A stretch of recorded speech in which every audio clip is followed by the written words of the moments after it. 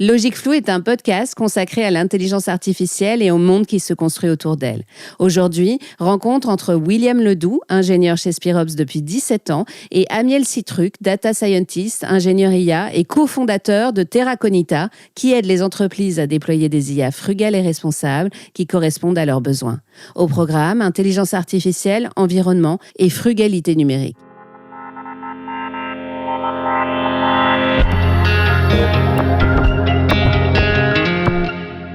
Bonjour à tous les deux. Amiel, est-ce que tu pourrais commencer par nous expliquer ce que vous faites chez Terraconita ?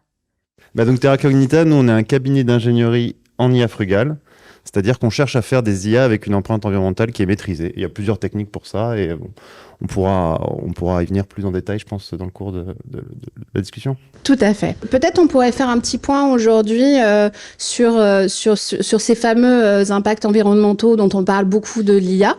Est-ce qu'en fait aujourd'hui on a une vision concrète de ce que c'est ces impacts et ce que ça donne et ce que ça va donner évidemment ? Alors, c'est deux choses très différentes, déjà ce que ça donne et ce que ça va donner, parce qu'il y a une croissance qui est très large.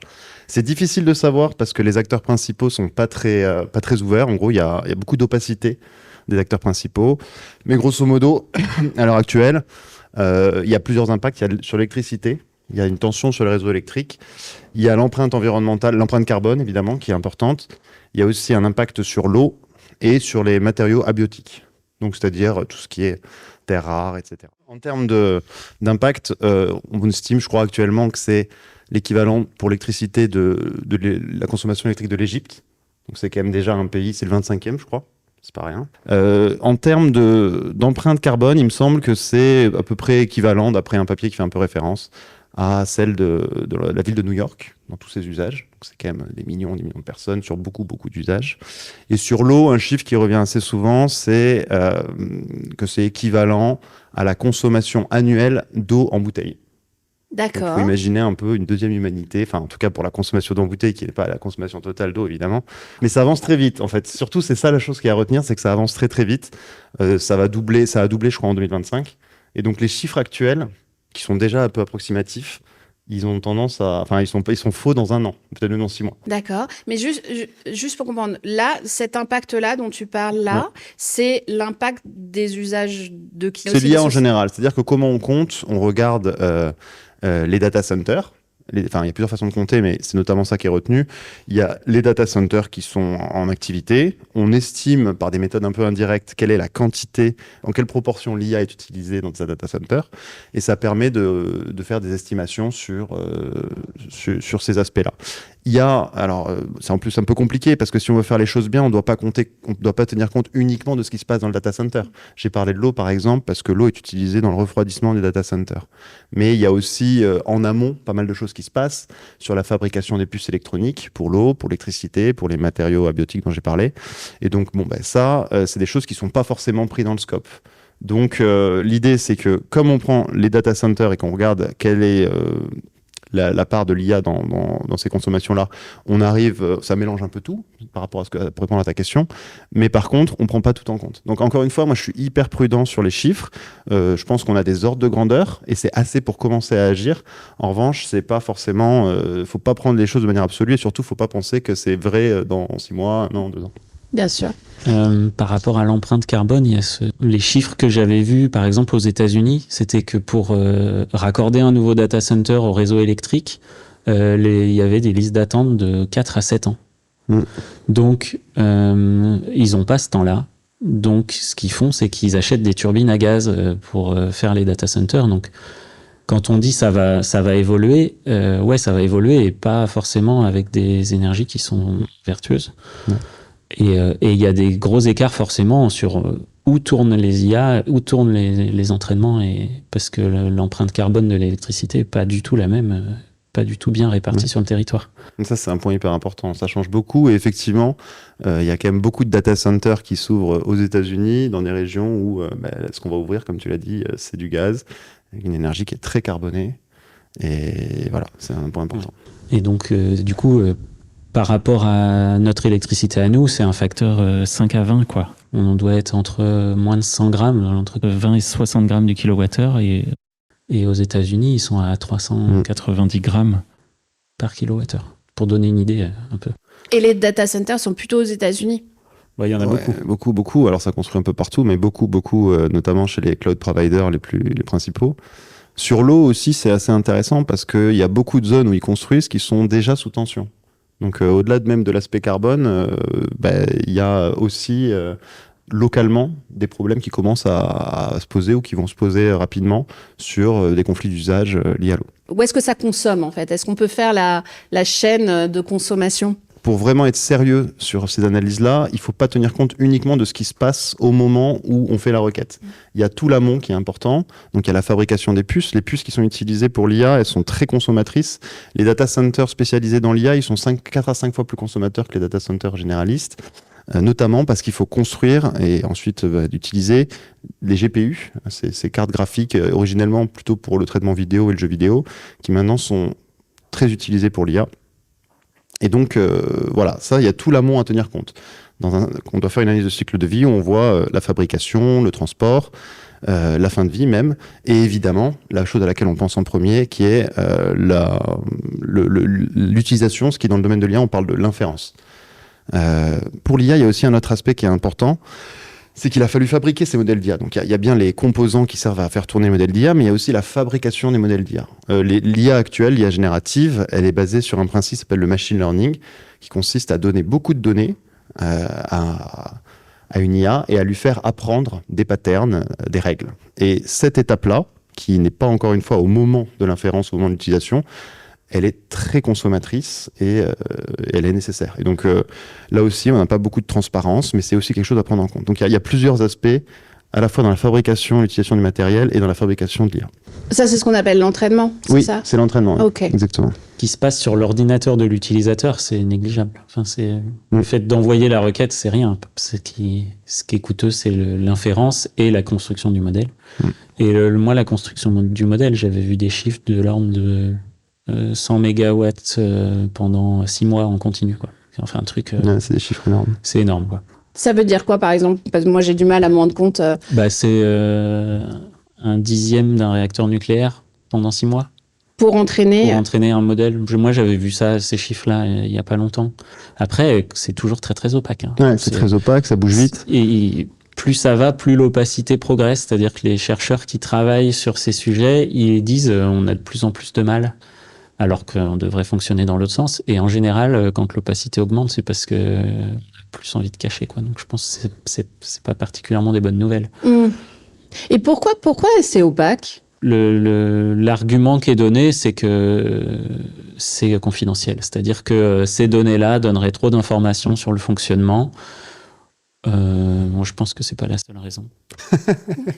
Mais c'est pratique. Et puis les cloud providers américains, notamment les OpenAI, Anthropic, ils aiment bien projeter quand même une vision très positive de l'IA, qui peut être mélangée avec un peu d'anxiogène quand même sur attention, si vous vous y mettez pas, vous allez être dépassé. Mais globalement, c'est grâce à ça, on va résoudre plein de problèmes, etc. Et effectivement, je pense qu'il y a cette histoire de secret industriel qui revient souvent, mais ternir l'image de quelque chose qu'ils veulent systématiquement montrer sous son meilleur jour, ça fait partie des raisons. Et moi, je pense qu'ils ont pas la même conscience que nous de ces enjeux-là.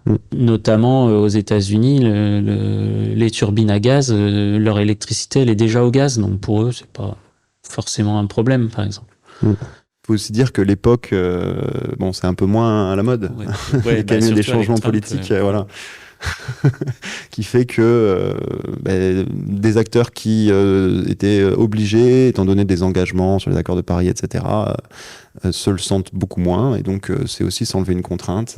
Et donc, comme ils font plus rien, ils veulent pas communiquer sur le fait qu'ils font plus rien. Enfin, voilà. Il y a tout un ensemble de raisons dont ça fait partie. Il y a des entreprises qui ont été créées. Moi, je pense à Crusoe. Une boîte qui fait des data centers pour le calcul pour l'IA. Ils ont été fondés en 2018 par un fonds d'investissement pour leur slogan, c'est Unfuck the Planet. Vraiment, on va résoudre le problème planétaire en donnant de l'argent à des boîtes. Donc, ils faisaient des data centers en se mettant à des endroits où il y avait des émissions de méthane qui étaient faites, par exemple, des puits de pétrole, des trucs comme ça, récupérer le méthane et le brûler, et en faisant du calcul. Et donc, leur data center était vertueux à l'origine. Ils ont été fondés en 2018. Là, ils ont annoncé qu'ils achetaient je sais plus combien de je pense plusieurs gigawatts de turbines à gaz. Ah. C'est pas pour mettre à la sortie des cheminées des puits de pétrole, parce que ça fait pas ces quantités-là de gaz. Donc, Ouais. il y a des boîtes qui étaient vertueuses à la base, qui ont complètement shifté parce que voyant le marché. C'est quoi? C'est une course? Qu'est-ce qui fait que d'un coup, il faut y aller et aller vite, en fait? C'est une grosse compétition. Ouais. Il y a plusieurs choses qui jouent. Je pense qu'il y a le fait que ils savent qu'ils sont dans une bulle et ils ont ce sentiment que c'est celui qui sera en haut de la bulle qui va rester quand la bulle éclatera. Mhm. Il y a le fait que c'est un marché qui est très volatile, c'est-à-dire que il suffit qu'un modèle soit meilleur que les autres sur les benchmarks et instantanément, tous les utilisateurs peuvent se mettre à aller sur ce modèle-là. Mhm. Du coup, on peut très vite perdre toute sa base de clients en pas longtemps. Donc, on est obligé de rentrer dans cette course-là. Et puis, il y a aussi le fait que les modèles, il y a encore plein de choses qu'on ne sait pas faire. Et donc, il y a cette course à faire plus de choses pour pouvoir élargir la base d'utilisateurs.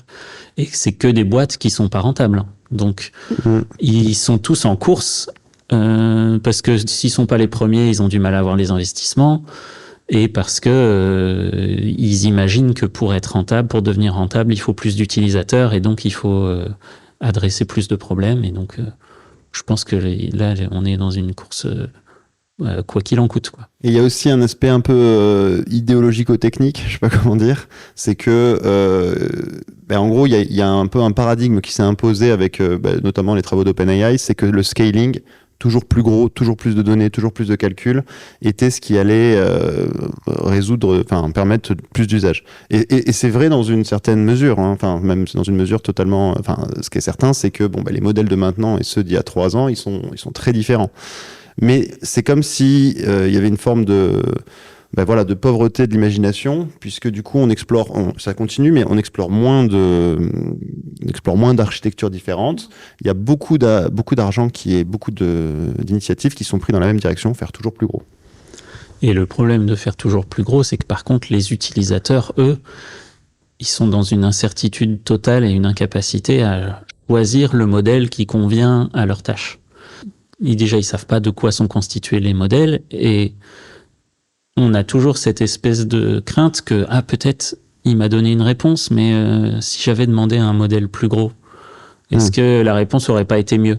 Et du coup, pour demander 2 + 2, je vais utiliser un truc qui est fait pour résoudre des problèmes de maths internationaux.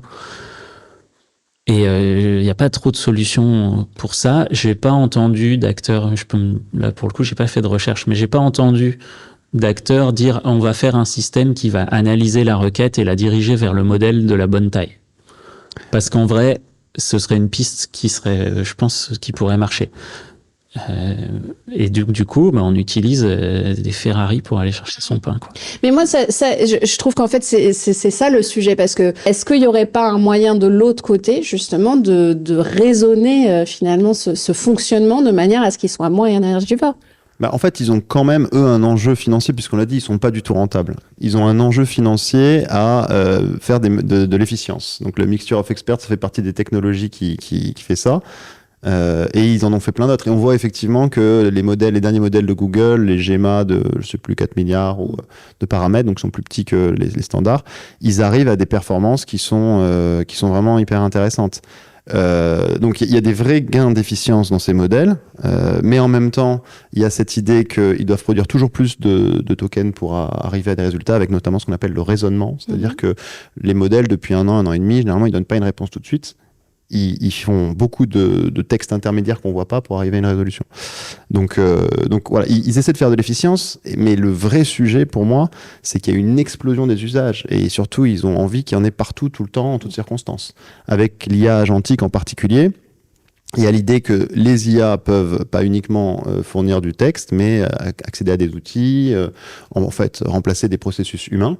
Et ça, ça promet un effet rebond extraordinairement important.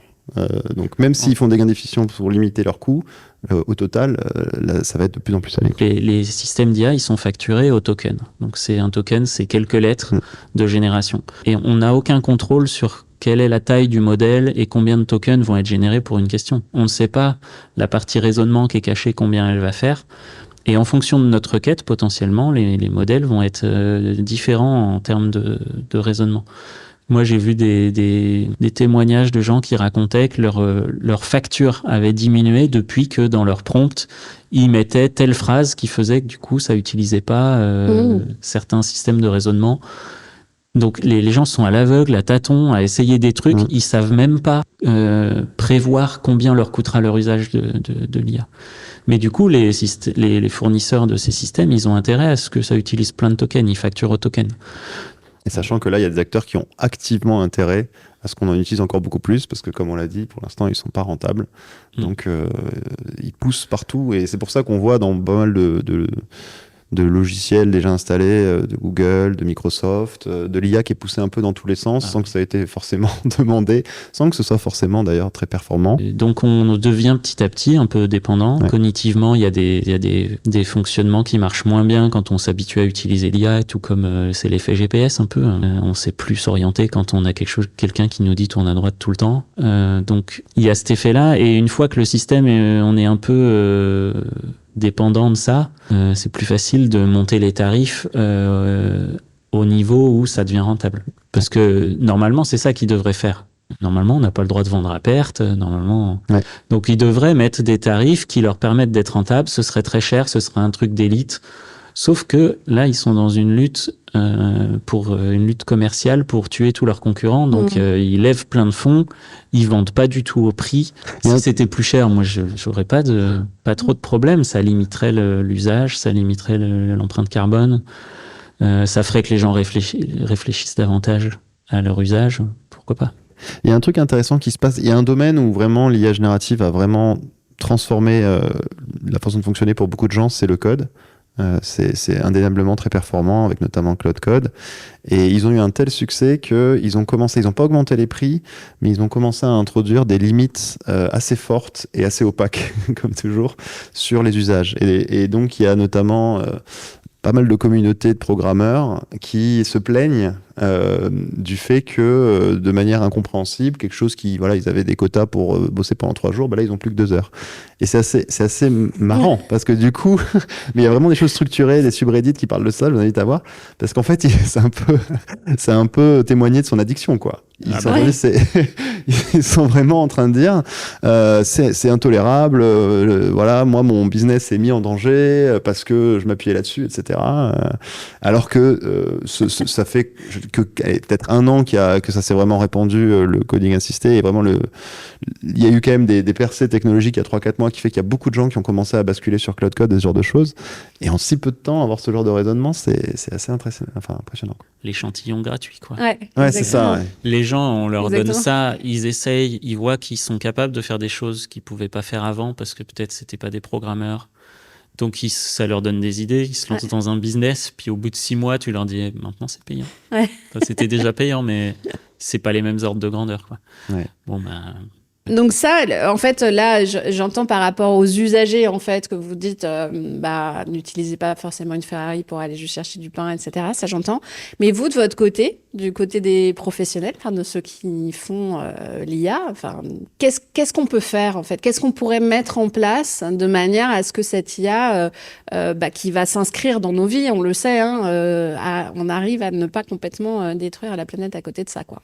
Je pense qu'il y a un concept fondamental qui est très présent dans l'IA frugale notamment, c'est l'analyse critique du besoin. On en a parlé un peu en filigrane, mais toujours se poser la question de est-ce que j'ai besoin d'IA pour ça ? Est-ce que ça fait vraiment un saut qualitatif certain ou pas. Je pense que c'est un peu le point de départ. Et après, je pense qu'il faut différencier effectivement l'usage individuel, là dont on a pas mal parlé, et la création de systèmes sur mesure, ce qui est un peu la spécialité de notre société, où là, on veut, par exemple, je sais pas, faire l'extraction automatisée d'informations sur des images, des choses comme ça. L'IA générative est un candidat potentiel, mais il y a d'autres types d'IA qui peuvent être très pertinentes et parfois meilleures, qui demandent peut-être un peu plus de travail, pas forcément. Donc du machine learning plus classique, la computer vision plus classique. Et donc, voilà, la forme que ça prend dans ce genre de situation, l'analyse critique du besoin, c'est est-ce qu'il n'y a pas d'autres techniques qui existent et qui sont aussi performantes voire meilleure. Et puis il y a un sujet quand même, peut-être que j'ouvre une porte, mais c'est que l'IA générative, ça s'appuie, à part si on fait des modèles open source, c'est aussi quelque chose qui est important pour nous, ça s'appuie souvent sur de l'IA propriétaire. C'est aussi un des changements de paradigme, hein, c'est qu'avant, il y avait quand même beaucoup de systèmes de machine learning qui étaient open source. Là, les principaux providers donnent des modèles propriétaires. Donc, quand on est dans cette logique d'utiliser une IA type machine learning, par exemple, on va pouvoir être propriétaire soi-même de l'actif qu'on crée. On ne va pas dépendre d'un tiers. Et ça, c'est assez important. Moi, j'ai cette espèce de principe que je trouve qui serait chouette, mais j'ai jamais trop entendu personne dire qu'il l'appliquait, de dire quand j'essaye d'automatiser quelque chose, parfois pour gagner du temps. Genre, je vais mettre très vite en place la Ferrari, parce que ça me permet de faire le truc. Mais derrière, je vais essayer de trouver le système le plus petit possible, le plus sûr possible, pour remplacer le plus vite possible ce système par un truc un peu moins gros, voire même un système designé à l'ancienne par des ingénieurs pour filtrer 80% des choses qui sont faciles et puis utiliser après le système un peu moins gros, puis après quand le système un peu moins gros n'y arrive pas, utiliser la Ferrari et faire un système à étage où je vais toujours challenger la solution full IA par quelque chose de plus maîtrisé, de plus réduit. De manière assez similaire à ce que tu dis, moi, dans mon usage personnel de l'IA, j'utilise en premier instant, j'utilise des modèles open source locaux. Petits modèles, donc il y a des logiciels qui permettent de faire ça facilement. Locaux, comme ça LM veut dire Studio. que ça tourne sur son ordi. Voilà. Donc il n'y a pas le souci l'inférence se fait sur notre mix électrique à nous, etc. C'est déjà pas mal. Bah, c'est déjà énorme.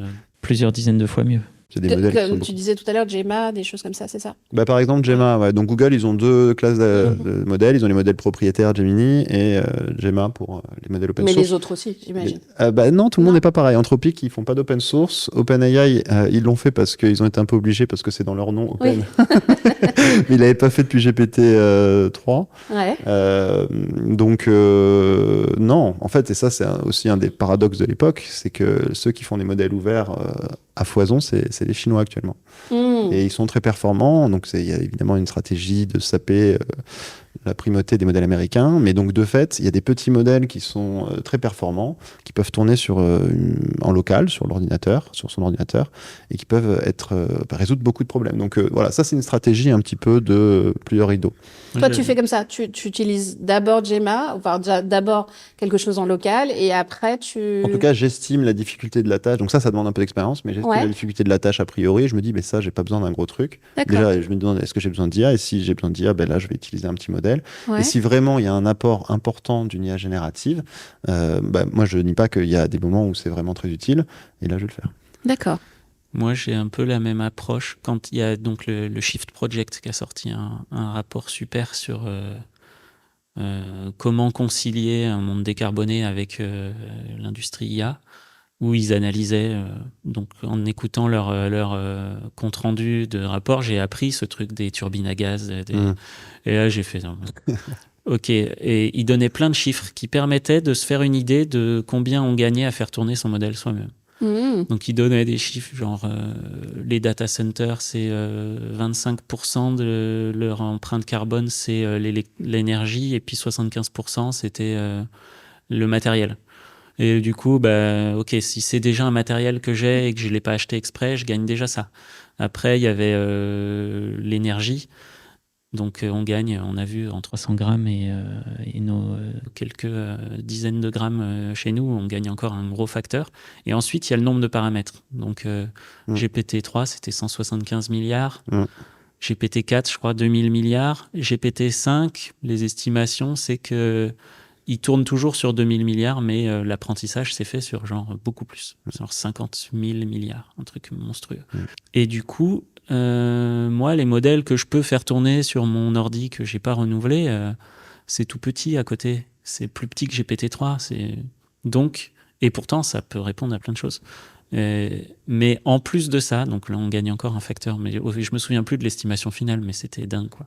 En plus de ça, moi, je l'utilise en dernier recours. C'est genre, si je fais une recherche sur Google et que j'ai fait cul-de-sac, je trouve pas, Et ben là, je vais vérifier que c'est bien cul-de-sac l'info en demandant à ces modèles-là. Et C'est un peu un parachute. une requête Google par rapport à une requête ChatGPT ou autre, il y a une grosse différence en termes de consommation. Je crois que...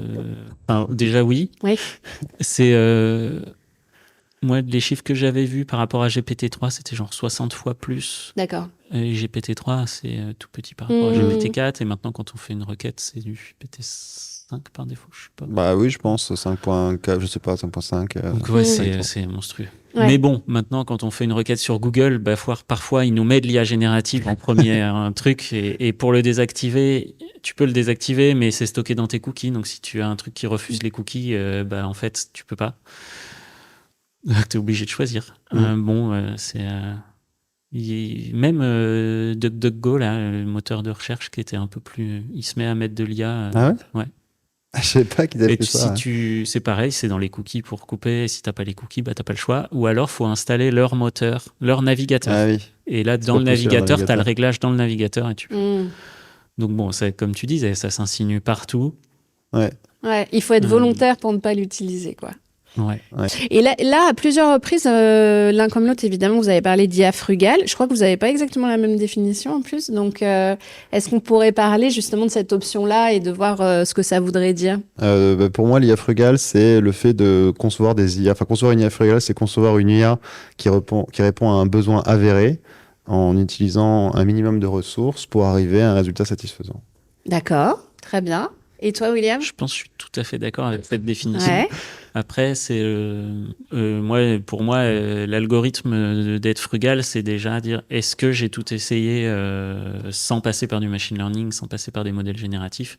Et une fois que j'ai pas ça, quelle est la taille minimale de modèles qui me permettent de répondre à mon besoin. Et je pense qu'il faut pas rater cette première étape et partir du principe qu'il faut un modèle génératif. Même en faisant ça, il y a aussi quelle partie de la tâche je peux faire. C'est pas tout blanc ou tout noir. C'est quelle partie de la tâche je peux faire avec un système traditionnel et essayer de faire augmenter cette partie de plus en plus.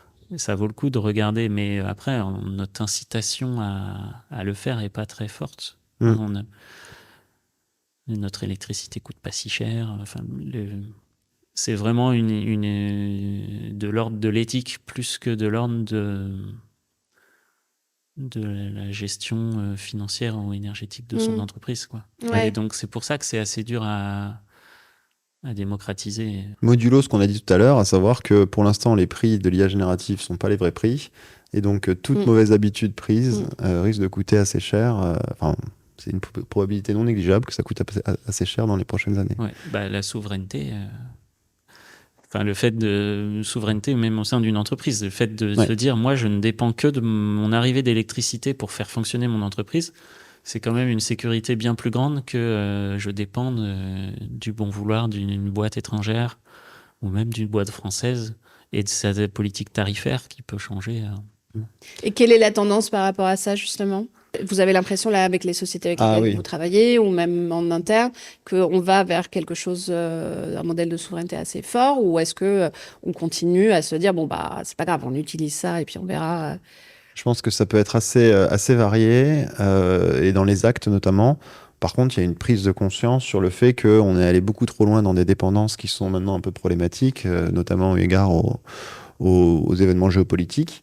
Donc ce qui est certain, c'est qu'il y a beaucoup d'entreprises qui se sont dit ok, on a passé les 15 dernières années à tout mettre dans le cloud, maintenant on se demande est-ce que c'était une bonne idée, et ensuite maintenant il y a de l'IA générative, est-ce que c'est une très bonne idée de ne pas recruter ces deux personnes-là et plutôt de mettre une IA qui dépend d'un acteur tiers dont le business model n'est pas clair et donc les prix ne sont pas clairs. Ça fait réfléchir. Donc moi ce que je vois commercialement quand on parle avec des entreprises, l'IA frugale en tant que telle, c'est pas forcément ce qui leur parle tous. Il y en a encore qui s'intéressent à ça. Et puis, on travaille aussi beaucoup avec des acteurs publics qui, eux, s'y intéressent en tant que tels. Par contre, quand on leur fait comprendre que la démarche frugale, puisqu'il y a de l'analyse critique du besoin, comme tu l'as dit, on va pas forcément mettre de l'IA générative en premier lieu. Et puisqu'on va faire des petits modèles qui vont pouvoir potentiellement tourner sur une architecture sur une infrastructure qui est maîtrisée, Ça intéresse. Donc, une des chances, c'est que puisque ce sujet de souveraineté a quand même le vent en poupe, il permet aussi de pouvoir ramener un peu de raisonnable, et notamment sur l'empreinte environnementale également, par le biais des principes de l'IA frugale. Par rapport à la souveraineté, il y a un truc récent qui vient le rendre encore plus important, c'est le conflit au Moyen-Orient. Parce que l'Iran a contre-attaqué en tapant des data centers d'Amazon, parce que donc en fait, on ne sait pas protéger bien les data centers. Enfin, les capacités militaires sont tellement fortes que ce serait plus du tout rentable. Il faudrait enterrer hyper profond les data centers pour les protéger, pour les refroidir. Enfin bref, ce serait terrible. Et du coup, ça devient des points, ou les mettre dans l'espace, ça devient des points stratégiques clés, des cibles privilégiées. En gros, quelque chose qui tourne en Arabie Saoudite, c'est des data centers qui sont fragiles parce qu'ils peuvent être les cibles de sujets qui nous dépassent et qui sont complètement imprévisibles. Et donc, il y a ce truc. Si je fais tourner dans un pays où les attaques sont plus incertaines, en Europe, j'ai moins de chances que mon data center explose. Et il y a eu des pertes de données pour le coup d'Amazon parce qu'ils avaient de la redondance, mais c'est un système... ils en ont tapé 2 sur les 3. Il y a de la perte, quoi. Je savais pas du tout qu'ils avaient tapé, mais ça en dit très long sur la place que prennent les data centers dans l'importance géopolitique, enfin l'importance qu'ils prennent, quoi. Tout à fait.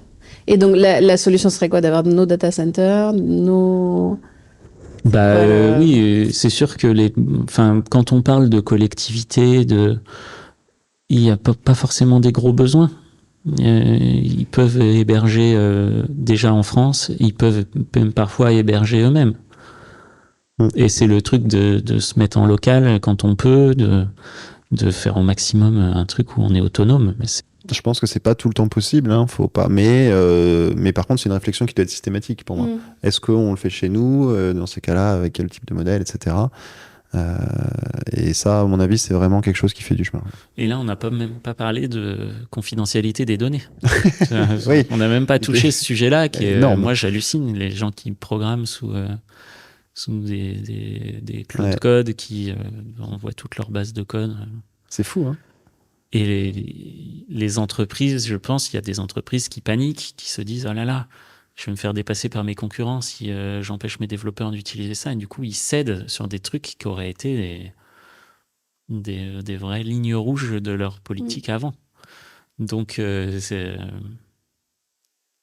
cette course, on n'a pas le temps de se poser pour réfléchir à ces sujets-là. Ils réfléchissent dans l'urgence, quoi. Mais tout le monde n'a pas besoin de ça. Les sociétés avec qui tu travailles, elles n'ont pas forcément ce truc de vouloir faire vite. Si, c'est le cas. Il y a un gros biais de sélection. Ouais. Les sociétés avec lesquelles tu travailles, c'est déjà celles qui ont ce souci-là. Ouais. Mais même dans les utilisateurs de l'IA, dans les nouveaux business models, les gens qui créent leur boîte avec de l'IA au cœur, ils ont cette impression d'être dans une ruée vers l'or. C'est-à-dire que là, il y a une opportunité, il faut que je la saisisse maintenant, tout de suite, parce que sinon, quelqu'un d'autre va le faire. Donc, il y a une bonne partie des utilisateurs de l'IA qui sont dans la même urgence que ceux qui développent les IA. Et encore une fois, il y a quand même ces discours assez anxiogènes, et bon, c'est peut-être en partie réel, mais sur le fait que le travail va être totalement transformé. Il y a cette phrase, c'est pas l'IA qui va vous remplacer, mais quelqu'un qui l'utilise. Donc il y a quand même cette idée, il y a quand même tout un discours ambiant, porté notamment par les providers d'IA principaux, pour se dire qu'il faut absolument prendre le train. Voilà. Et donc oui, je pense que ça dépasse largement les créateurs d'IA, cette course effrénée. Il y a vraiment ce FOMO, quoi. Nous, on intervient aussi au niveau un peu du cadrage stratégique auprès des entreprises, donc on leur explique ce qui peut être fait avec de l'IA. Et donc, parfois, on doit effectivement un petit peu transformer des représentations parce que le raisonnement de base, c'est il me faut de l'IA pour ça. Un cas qui est assez courant, qu'on dit plusieurs fois, c'est j'ai une base de données qui est très grosse, qui est compliquée, qui a 10 ans d'historique, qui n'a peut-être pas eu toute l'architecture qu'il fallait là-dedans. J'aimerais pouvoir, à tout moment, grâce à une IA, poser des questions à cette base de données pour mieux comprendre quels sont le comportement de mes clients, etc. Et donc ça, c'est quelque chose que je refuse en disant, mais c'est pas ça qui vous avez besoin, en fait. Vous avez besoin d'un dashboard, peut-être, tout simplement, un tableau de bord pour voir l'évolution avec tel client. C'est beaucoup plus sobre. Et ça répond au problème sans introduire des millions d'autres problèmes de sécurité, parce que exposer à une IA sa base de données, c'est quand même un sujet. Des hallucinations, même si on prend un modèle open source, bon, bah, il peut se tromper, donc avoir une mauvaise remontée d'informations. Et ça, c'est typiquement un raisonnement frugal pour moi. C'est de se dire, bon, bah, il y a ce FOMO qui est ambiant, il y a une manière de se représenter les choses et les besoins en termes de j'ai besoin d'IA, et il faut transformer ça pour que le besoin soit exprimé en termes de points durs, de pain points, et donc de pouvoir ouvrir l'imaginaire sur des solutions totalement différentes. D'accord. Mais vous aussi, finalement, évidemment, dans votre démarche chez Spirops, comme c'est pas de l'IA générative, il y a cette frugalité de fait. Mais donc, vous aussi, vous devez un peu convaincre les gens de passer par là plutôt que de passer par de l'IA Ferrari. Ça dépend beaucoup des politiques des boîtes. Il y a même des grosses entreprises où ça y est, ils sont passés de l'autre côté. C'est-à-dire que nous, à une époque, quand on a bossé pour certains gros clients, c'était très clair chez les décideurs qu'ils mordaient pas l'hameçon de l'IA. Ils voulaient des maths, ils voulaient un truc analytique, ils voulaient un truc solide. C'était très clair. La boîte concurrente, 5 ans plus tard, ils sont là. Non, mais nous, si c'est pas de l'IA. Donc, on est confronté à ça. On a la chance d'avoir quand même plein de preuves de ce qu'on arrive à faire qui permet de mitiger ce discours-là. Mais parfois, on nous dit je suis d'accord, c'est super ce que vous faites, mais franchement, j'ai pas l'énergie de faire revenir tout le board en arrière sur cette conception-là que en fait, on peut faire ça qu'avec de l'IA. Quelles sont les perspectives que vous entrevoyez qui vous donnent de l'espoir ? Quelque chose qui peut donner de l'espoir, c'est qu'il y a quand même un écosystème, notamment open source, qui se structure et qui permet de faire des choses. Donc il y a un logiciel, par exemple, une librairie qui s'appelle Ecologit, qui permet de faire l'estimation de l'empreinte carbone, mais aussi eau et sur les ressources abiotiques, quand on fait des appels à des modèles propriétaires. Et ça, comme c'est du code Python, on peut le mettre un peu partout et donc on peut bien traquer ce qui se passe. Donc ça fait partie des logiciels qui sont un peu imposés, encore une fois, en l'absence de données réelles de la part des providers. Il y a des estimations qui sont faites à la base de on pense que ce modèle fait tant de paramètres, qu'il a telle architecture et que donc un token c'est tant. Il y a aussi d'autres logiciels qui existent comme que nous on utilise par exemple, qui s'appelle eFootprint pour modéliser tout un système numérique et en fonction des usages. Donc ça c'est intéressant, ça permet de prendre en compte l'augmentation des usages. Qu'est-ce que ça va donner comme empreinte carbone. Il y a aussi pour mesurer, encore une fois, l'importance de l'open source, c'est aussi que quand on est sur une machine qu'on contrôle, on peut mesurer les choses. Un logiciel qui est très intéressant, qui est très important, qui s'appelle Code Carbone, qui permet justement, étant donné un programme, de voir quelle est la quantité d'énergie et donc étant donné le mix énergétique de carbone qui a été émis. Et voilà, il y a aussi une autre initiative dont j'aimerais parler qui est assez intéressante, qui s'appelle BOAMPS, auquel ma société participe, qui est encore une fois une initiative open source et qui consiste à mettre en commun des runs de modèles de machine learning au sens large, pas que de l'IA générative. Attends, il faut que tu m'expliques. Excuse-moi. Un run, pardon. Ouais. Ouais, c'est peut-être. Vas-y. Donc, quand on fait tourner un modèle de machine learning, donc IA générative ou autre, que ce soit en phase d'entraînement d'ailleurs ou d'inférence, on peut mesurer l'empreinte grâce à des logiciels comme Code Carbone et les mettre dans une base de données commune, un commun numérique qui s'appelle BOAMPS et qui vise à faire que plein de personnes qui utilisent sur plein d'infrastructures différentes des modèles différents pour des tâches différentes alimentent une base de données commune qui va pouvoir permettre de construire de nouveaux outils, mieux comprendre, se réapproprier dans une initiative open source, de la connaissance et générer du savoir que, encore une fois, n'est pas bien communiqué par les providers. Ça, c'est une initiative que j'aime beaucoup. Est-ce que tu as des chiffres sur l'usage de ces outils? Parce que moi, je trouve ça génial, mais je n'ai jamais vu quand je télécharge un outil, l'éco-score à côté, tu vois, c'est très peu mis en avant. Il faut savoir que plusieurs des initiatives dont je parlais sont assez récentes. Donc, nous, on essaie de faire en sorte, à notre petite échelle, qu'elles prennent. Mais je pense que Ecologit, c'est quand même bien installé. Et Code Carbone également. Maintenant, je pense que j'ai un énorme biais dans les discussions. Enfin, on en parlait tout à l'heure. J'ai l'impression que tout le monde connaît ça. Peut-être que potentiellement, c'est pas du tout vrai. Mais c'est pour ça que c'est bien d'en parler. Mais juste pour que je comprenne qui a développé ça. C'est des initiatives open source. Donc, c'est développé par des associations, notamment. Et après, tout un chacun peut contribuer. Donc, c'est quelque chose qui est intéressant. Contribuer au code ou, dans le cas dont j'ai parlé, Borams, contribuer à l'alimentation de la base de données. Donc, c'est des initiatives qui sont portées généralement par des associations, mais qui les dépassent ensuite. Mais est-ce qu'il n'y aurait pas... finalement, est-ce qu'on pourrait pas se dire que une des solutions, ce serait que ça soit imposé, entre guillemets, cette espèce d'éco-score, comme tu dis C'est le cas dans les appels d'offres publics. Enfin, il y a des choses. C'est-à-dire que l'éco-conception rentre dans la note pour les appels d'offres publics, je crois. Après, qu'est-ce qu'on met derrière l'éco-conception? Ça va parfois pas... Ça englobe pas forcément ça. Mais au moins, la case est là. Et il faut mettre les bonnes choses dedans. En tout cas, c'est très juste. Nous, on intervient souvent dans des projets qui sont dans des appels à projets, où il y a des consortiums qui se montent et où, effectivement, il y a des conditions sur l'éco-conception des systèmes ou la maîtrise environnementale des systèmes d'IA. Et donc, nous, on est appelés pour pouvoir justement apporter cette expertise. Mais encore une fois, ça veut dire que c'est encore le public qui drive le fait qu'on fait de l'IA frugale, de manière indirecte en l'occurrence. Dans le privé, il y a des grands groupes qui ont des politiques RSE où ils engagent des entreprises pour auditer leurs fournisseurs et leur faire cocher un certain nombre de cases. Donc par ce biais-là, si les organismes que je connais, c'est EcoVadis, si eux, ils décident de mettre en place cette métrique-là, ça peut pousser des acteurs à s'en emparer. Donc il y a des choses, mais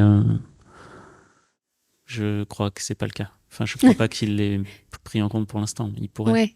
Mais ça pourrait être une des pistes pour arriver justement à raisonner. Nous, on adorerait que dans la conception logicielle, le code carbone soit... je pense que vous auriez un bon score. On aura un super score. C'est clair.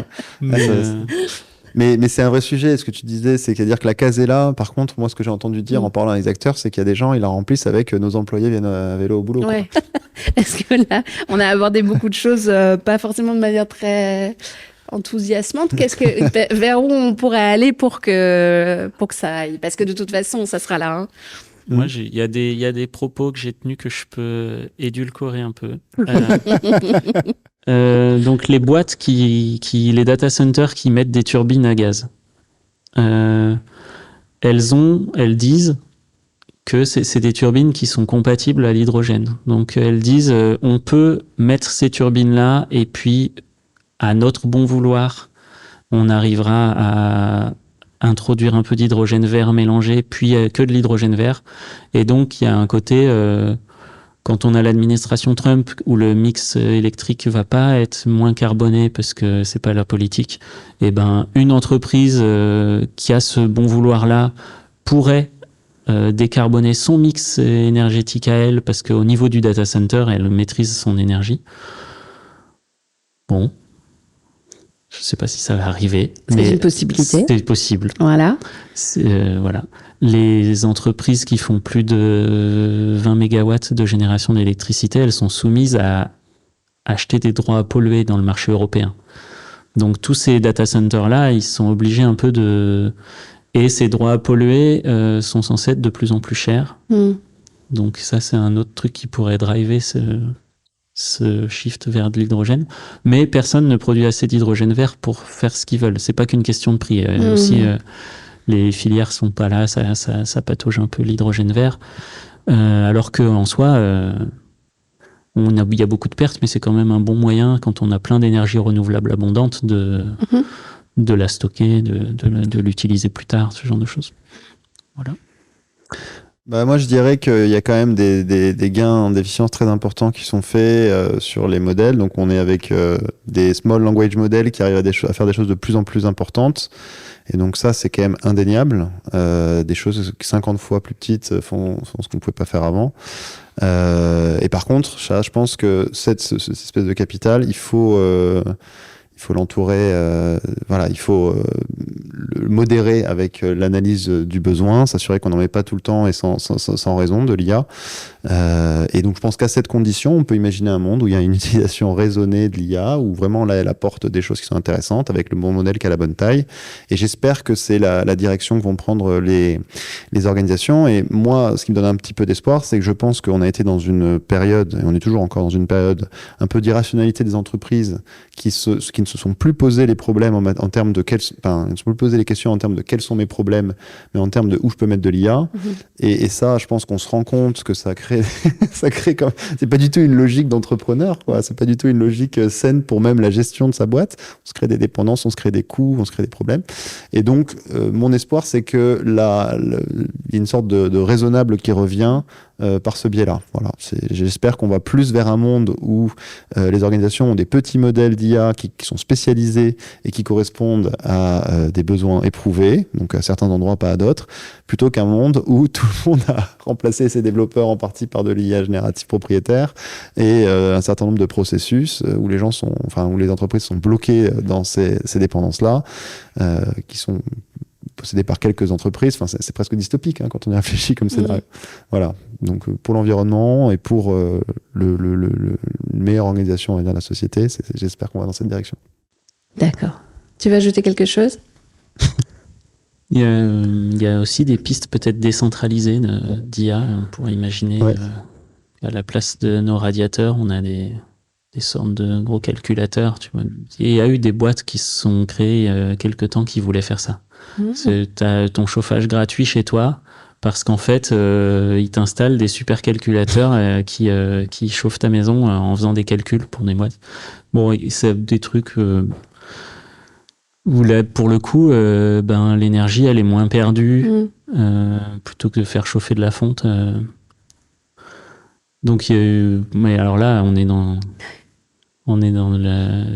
un futur hypothétique, loin, je sais pas. Mais on pourrait aller vers là si on se disait c'est hyper utile. Ok, merci pour ces perspectives un peu encourageantes. Je vous propose qu'on se retrouve une prochaine fois pour voir un peu la manière dont ça a évolué, puisqu'on a bien compris que c'était surtout amené à beaucoup changer dans les mois et les années à venir. Merci à tous les deux.